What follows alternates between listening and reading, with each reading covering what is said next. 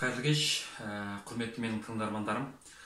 Жұмыс істемейтін азаматтарға да жәрдемақы алу мүмкіндігі бар. Яғни жұмыс істемейтін болмаса ресми жұмыс істемейтін азаматтарға қалай алу керек дейсіздер ғой. Бізде салық кодексінде бірыңғай жиынтық төлем деген салықтық режим бар. Яғни әр азамат өзі үшін бірыңғай жиынтық төлемді төлейді. Ол Алматы қаласы, Астана қаласы бойынша 2651 теңге, ал елді мекендерде 1326 теңге. Яғни осы төлемді төлейсіздер, осы төлемді төлеу арқылы әлгі әлеуметтік сақтандыру жүйесінің қатысушысы атанасыздар. Енді, егерде сіз соның қатысушысы атансаңыз, онда сізге әлеуметтік жәрдемақыны алуға барлық мүмкіндік бар. Әлгі 42.500 теңгені алатын. Көп адамдар қазір айтып жатыр, маған көп сұрақ келіп жатыр осыған байланысты.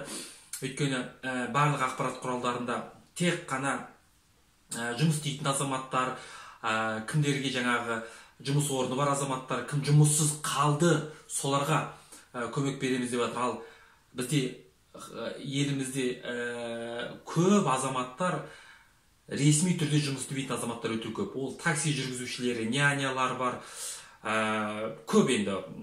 Яғни ешқай жерде тіркелмеген, біздің экономика сондай өзі. Ешқай жерде тіркелмеген, бірақ жаңағы ақшасын бейресми түрде алып жүрген. Яғни сол азаматтарға жаңағы жәрдемақыны алуға болады.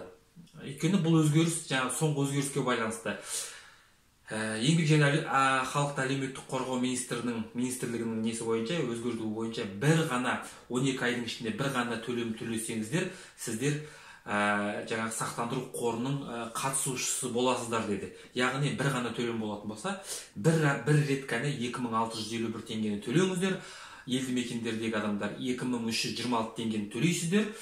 Сол кезде сіздер аласыздар. Алу жағы, мен жаңағы қазір өкінішке орай мына электронды үкімет порталы жұмыс істемей жатыр. Өйткені қазір жаңағы жүктеме өте көп болып жатыр. Сондықтан кіріп мен сіздерге түсіре алмай жатыр, мұрша болмай жатыр. Қалай қазір мұрша болады?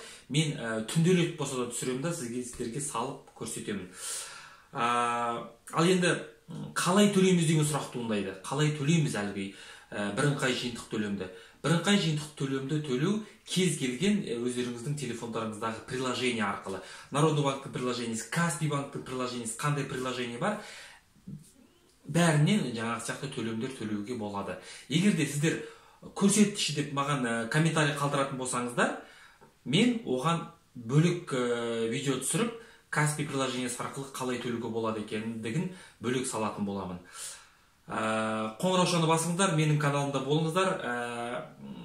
Қалай жаңағы заявление берілетіндігі, өтінім берілетіндігі туралы видеоны жіберіп алмаңыздар. Келесі видеода жолыққанша.